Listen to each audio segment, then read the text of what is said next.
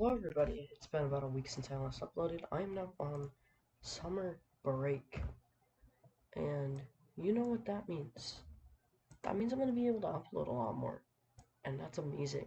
That means I'm going to be able to do more videos like this, probably every day or so. Depends if I get the time to.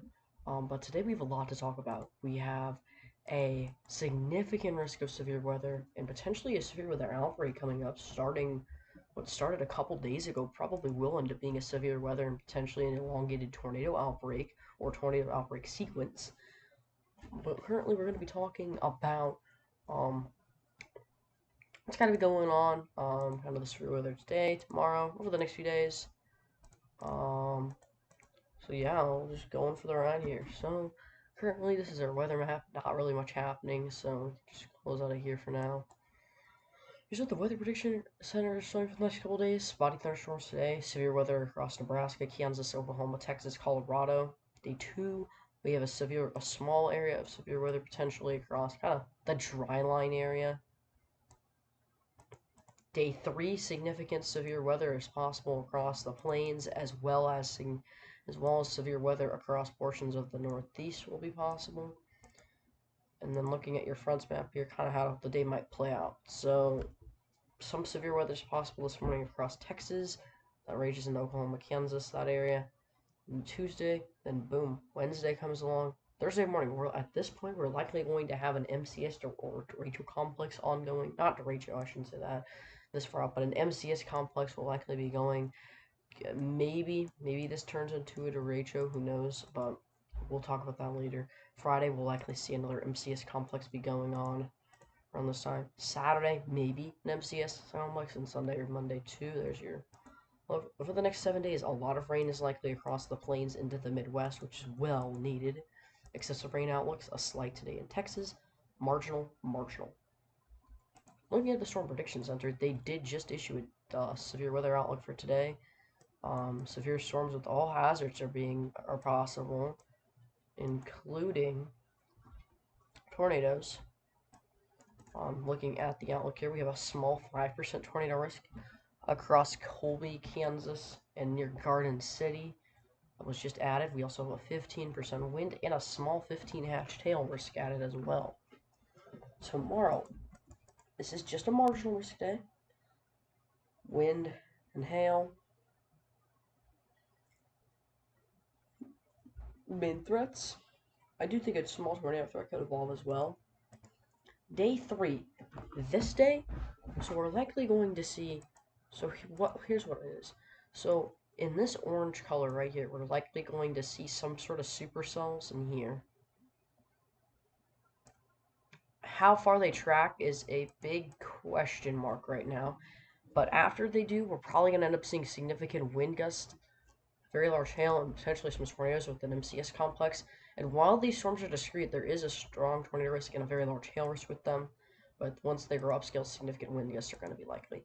Now on day 4, there is a severe risk across Oklahoma, Kansas, Missouri, Arkansas, and also another area to really watch is going to be southern Iowa into Illinois and even my area for once. This area is going to be an area we really need to watch right in through here. So I do think we're going to get that slight extension, and they might honestly just move this slight further north for the day 3. We'll look at the wrap first. We'll look at the wrap model here. 15Z wrap is coming in right now. Kind of just to look at a wide sense of what's happening here. We'll look at the 500 millibar flow, analyze that. So currently we have a surface trough across the northern plains that brought a severe weather, that has brought the elongated severe weather outbreak. Around 0Z tonight, we're going to see a little bit of a leg extension kind of come down here. And you're going to see enough 500 millibar flow across northwest Kansas, eastern Colorado, and Nebraska, and northwest Iowa into Minnesota and South Dakota to squeeze out severe weather. Even further south, even with a lack of 500 millibar flow, you'll still get short-lived severe weather with 20 knots of flow. But the main area for longer-lived severe weather today is going to be in here. That's where you have the best 500 millibar flow overlapping the instability. Let's just look at the Kind of the mass divergence point there.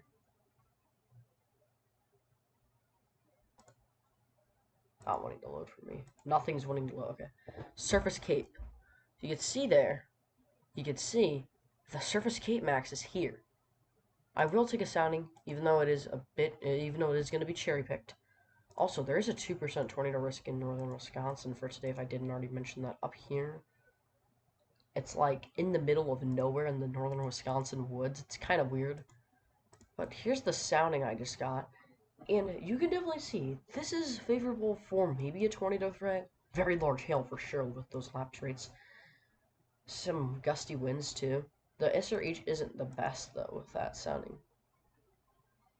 I'm moving along here, caps out later tonight, and then tomorrow it uncaps for a short while and then recaps.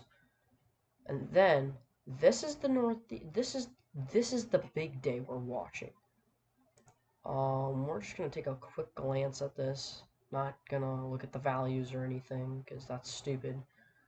But taking a quick glance at this, it looks like there's going to be some areas to watch tomorrow across this area. Here's kind of where your area of strong weather, severe weather could be happening. We're not gonna look at it for the values. We're just gonna look at placement, and placement's right in there. Let's just look at the actual reflectivity now, and we'll just look at where the rain and thunderstorms form off the wrap, and then we'll look at more short-range models here. There's that trough in Canada. That's a monster low pressure. I wouldn't be surprised that we see an isolated strong to severe thunderstorm up here, but the moisture just won't be there. As you can see here, severe thunderstorms form in northwest Kansas, and then tomorrow, Canada tomorrow, in Wisconsin in that area, there's probably going to be a very interesting tornado risk that's going to evolve across kind of this area tomorrow in Canada and into Wisconsin too. There's going to be an interesting risk that ends up evolving. Here's a sounding in Wisconsin tomorrow. Favorable for some damaging wind gusts, tornadoes, and large hail. A low tornado threat though, because this is more unidirectional, which means the winds are not veering with height. Across Canada, I think this is the right area. There's going to be some severe weather chances tomorrow. And yeah, that is the right area. This is still unidirectional. And it's got a low K profile, but it's not a bad sounding. Then, here we go, the wrap ends up. Here, it shows that surface low. That's going to be your main player there. If you end up taking soundings kind of in Kansas there. Looks like the wrap wants to already initiate stuff, which probably won't happen at 18Z. Yeah, there's too much of a cap in an EML that you're not going to get any severe weather at this point. So the wrap is being kind of weird by initiating stuff. But if we end up taking a sounding in western Nebraska along that surface low there, it seems primed to have severe weather. I mean, boom. There's still a large EML and a cap, but that'll eventually be working out. And since we do have that elevated mix layer, that means it's going to hold off convection in the morning. And whatever does form, it's going to pretty much be quick and lasting there. Click the sounding in the northeast somewhere. Definitely favorable for wind gusts and hail. There is some small tornado threat, which I will talk about in the northeast right about now. So let's take a quick overview of what let's go look at the NAM 3K across the northeast. Actually, HV3 is up, so we'll take a look at the V3 first, and we'll just look at the plains. Tuesday could be very significant across the plains. V3 wants to initiate several discrete supercells across the dry line. If you're looking right here, you're going to have some very favorable profiles for severe weather. Actually, wait a second. There's a lot of creep right here and helicity, so it might actually be further north with this supercell right here. Take a profile southwest of it with that rich moisture, and yep, there you go. Very favorable sounding here. Good lapse rates there. Nice 3 cape. Pretty fat cape profile. Nice veering with the winds with altitude. That's going to promote discrete supercell development.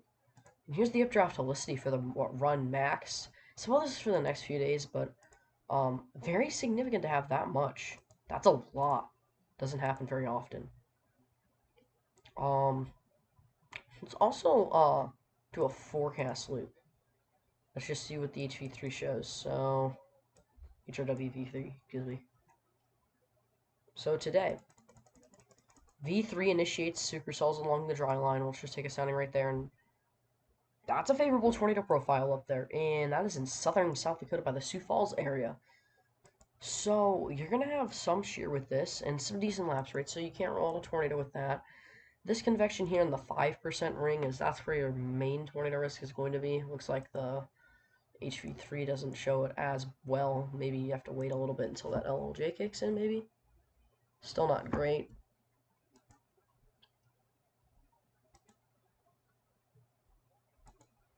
Maybe the HV3 has a different target than the other models, but it's showing stuff.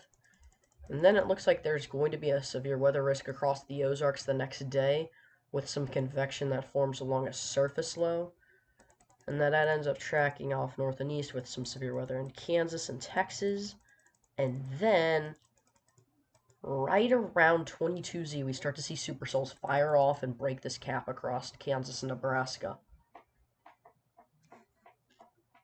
So that's your reflectivity route. Let's look at the HRRR now. The HRRR won't be able to go out as far as what the HV3 did. But looking at it, it does initiate some supercells this morning across this area.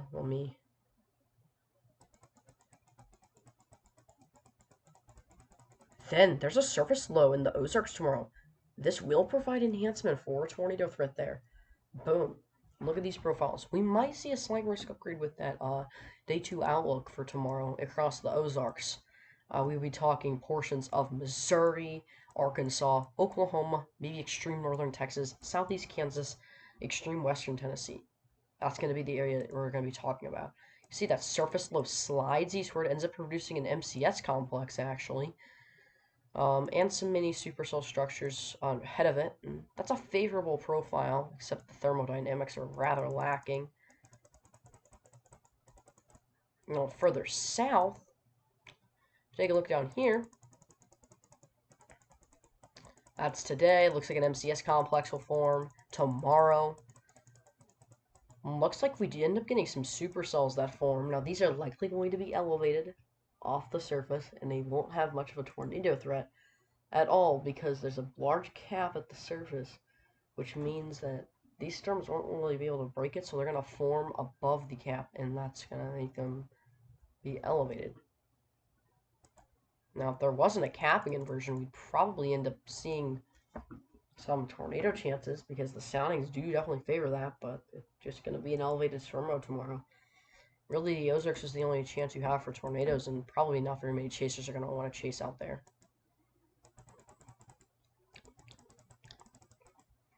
Looks like these storms in southern Texas do end up trying. But again, it's elevated. Now, maybe you get a high base tornado tomorrow that forms if the storm gets initialized, but we'll see.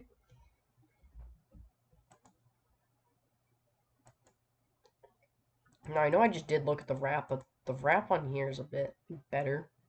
So let's look at that. There's that northeast risk, so that's coming in hot. Yep, there's a wind risk. Let's look at the NAM3K for the northeast now. So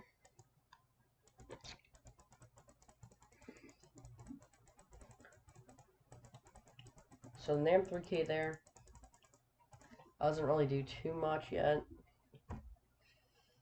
Still kind of getting into range. There's some severe weather strong storms across Michigan in the morning there.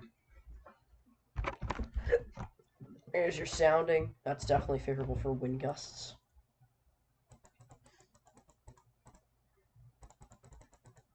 Then boom, around it.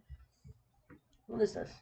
3 p.m. Eastern, we start to see some thunderstorms form. These could be supercellular. We'll probably end up seeing a mixed mode of storms. Some supercell thunderstorms and some linear thunderstorms. Something I just took in Maine definitely would favor large hail, damaging wind gusts. This right here would give off a small tornado threat because there is some good storm relativisticity here. But the main hazards with this would probably be damaging wind gust and large hail. I'll show you my day 3 outlook and my day 1 outlook in a little bit, and note those are going to be unofficial because I'm not part of the National Weather Service. We could definitely see there, again, a favorable profile. Check up in Maine. Those storms in Maine might have a decent tornado threat if they can stay enough discreet. Definitely some deep moisture gets up there, into New York too, even. Some decent profiles for large hail, damaging wind gusts. But as we get to that 0Z time frame, we start to see that jet kick in more.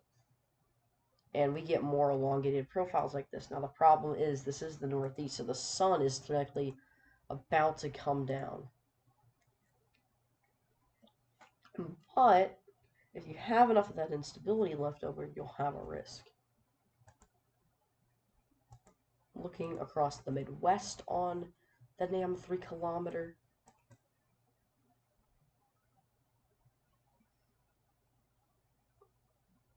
Around this 21Z time frame, we see some discrete supercells fire up, and then they really start to get going around 0Z. Taking soundings right here. Boom. This is going to favor a risk for very large hail and potentially some stronger tornadoes. If you can get these storms to come down to the surface, which this is starting a bit higher up. This is more mountainous, but that's a very large hodograph. Very long, elongated hodograph, which means we could see some long tracking storms. And very strong lapse rates and decent 3-cape. This is a very good sounding. Now these storms will eventually grow upscale after 0Z or maybe at 0Z. Because of the favorability for that. But looking at this environment up here, it looks like you get some storms that form off the mountain right about mid-afternoon, early afternoon out here, and then we start to see mainly just a wind risk up here. There's really not going to be a tornado risk with this, so there's really not going to be, well, there will be a bit of a hail risk, so wind and hail. Looking at Nebraska, wind and hail again. Oh, that's actually not Nebraska, oh, that is Nebraska. Portions of Nebraska will be ended up having a tornado risk too. Looking at the NAM 3 kilometer model, here's how it plays out. There's those storms that ended up forming. It ends up forming an MCS complex that smashes into Iowa, which will bring damaging wind gusts and embedded tornado potential. And then next day, it shifts over into the Midwest. We'll talk about that in a second here. But this linear complex lasts all the way into the Midwest, which is interesting. Boom, there's a forecast sounding. This is going to promote tornadoes, significant wind gusts, and large hail within this linear complex. We have fat cape profiles, along with some decent wind shear. That'll be a kicker with the threat there. Then this linear segment crashes southward further. The environment is still favorable at this point across Illinois. And again, at 0Z, it's still going to be favorable. Now, at this point, there's going to be severe weather potential along the dry line across the Central Plains. Looks like some supercells end up firing here. Hail with that profile. A tornado risk with this profile. And across Missouri, a tornado and hail risk, mainly hail. So there's going to be potential all along this dry line. I think the slight risk will probably be expanded with the day 3 outlook to be something like this, I would assume.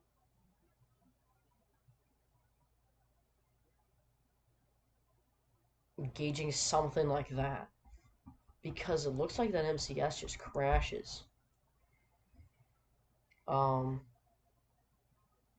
GFS and other models do show potential as well for this to happen in the Illinois region. Let's look at the RDPS. Let's see what it shows severe weather potential wise. RDPS has it maybe more into the afternoon hours. No, probably like ET&Z. Okay, yeah, it shows it being in the afternoon hours, a very moist atmosphere ahead of this. Let's just look at the lower level jet energy here.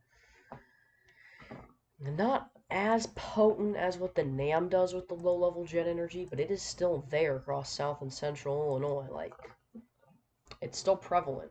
It's just this model isn't showing as much instability, and it's probably more onto that Kansas and Oklahoma threat, but it does still show that Illinois threat being prevalent. Let's just take a look at Kansas there, and Oklahoma.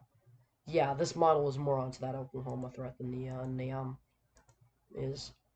Still some decent shear profiles over Illinois, though, so still possible to get severe weather.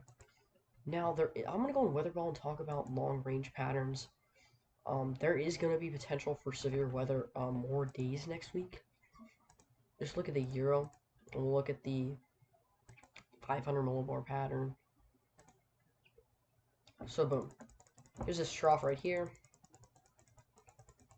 There's that trough that produces the severe weather potential on Wednesday. Very zonal flow that we end up getting into. Northeast, too, with that very nice 500 millibar flow. That's going to promote the severe risk. Then, we see potential on Friday for severe weather, or Thursday again for severe weather. That's as far as this run goes out. Now, Friday is a bit more uncertain on where the severe weather potential will be. We're not really too sure. Maybe out into the northern plains, maybe out in the southern plains. Let's just take a look at the surface instability. Yep, looks like you get a target out in the northern plains, a target in the southern plains, and a target out in the mid-Atlantic and Tennessee Valley. Let's take a look at Saturday.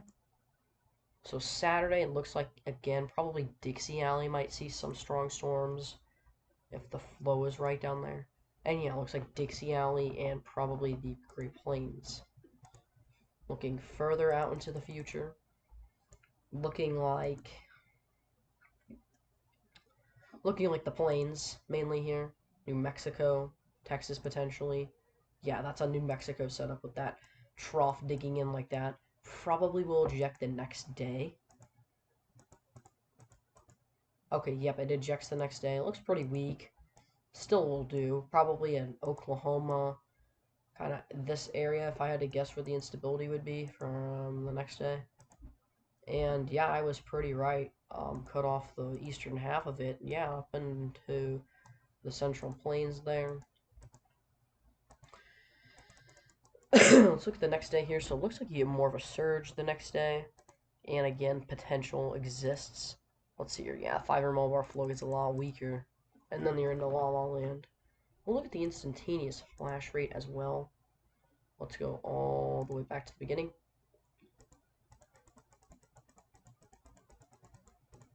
So here's what today could look like off the instantaneous flash rate. Look at all those storms on the dry line. And here's tomorrow off the dry line. Again, probably a lot of thunderstorm development. Then here's Wednesday off the dry line. Boom. Organizes into an MCS complex and then barrels into Illinois around 0Z. And Oklahoma 2 firing off. And then just see from here, Dixie Alley into the Central Plains is their main pattern. And mainly the Plains is going to be active. That's going to be the main area to watch over these next few weeks. Is going to be probably if you live anywhere out in the central US. So probably, I'd have to say, kind of like this. Somewhere like that. And even maybe further into the eastern states as well. Probably into the northeast, we'll see some severe weather with some of these systems as well. If they can get moisture up in there as well. So we'll have to watch for that. But yeah, that's going to do it for this one. Thanks for watching this, guys. I'll see you in the next one.